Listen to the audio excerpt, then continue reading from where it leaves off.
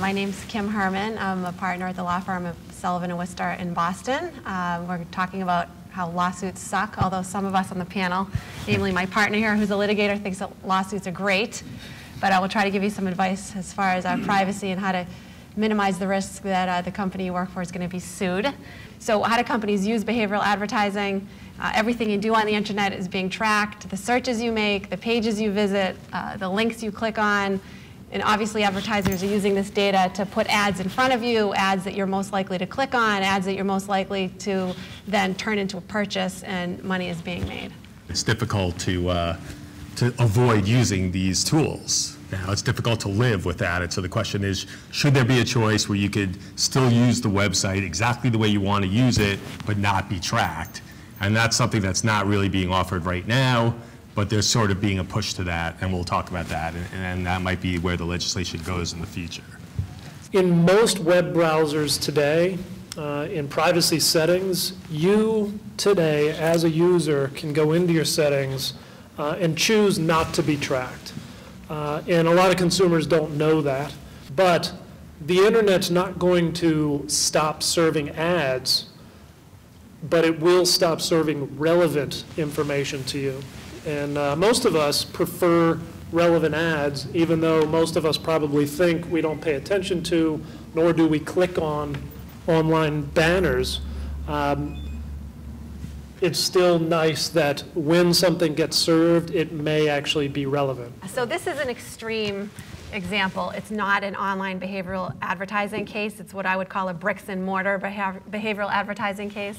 A young woman, a teenager, went into Target, and she had been a frequent Target customer, purchased a wide range of items, and Target has these really super statisticians who work for them, and according to Greg, quite common now. A lot of companies are hiring these statisticians to try to figure out how to serve the best ads, what data to collect, how to use it, and all that. And Target has this guest ID number that they tie to everything from super personal, your credit card number, name, email, marital status, the type of applesauce you like, et cetera. They basically save in this bucket a history of everything you've ever purchased at Target.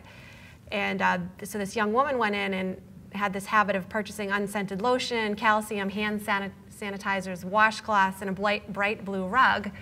And the statistician predicted that this woman was pregnant, and actually came up with an August due date. So Target took that information and they mailed coupons to her house. She was living with her parents, and her father, to his dismay, was getting the mail and was wondering, why the heck am I getting coupons for diapers, for baby wipes, for nursery furniture? So he actually went into Target, the local Target, and said, why are you sending me these coupons? You're trying to tell me something. Is somebody pregnant in my house? And Target said, well, yeah, there's somebody pregnant in your house.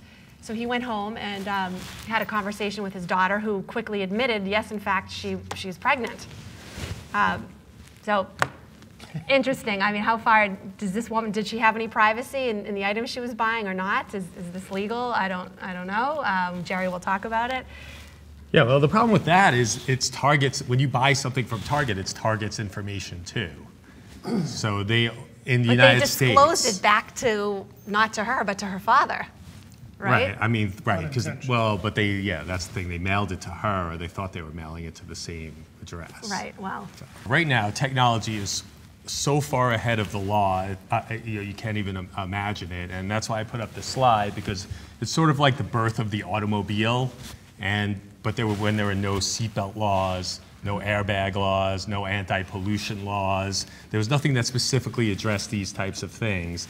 And currently, right where we are now, there's just not a lot of laws on the books that address specifically what we're talking about. So we're left with situations where consumers, lawyers try to be creative in terms of trying to make laws apply.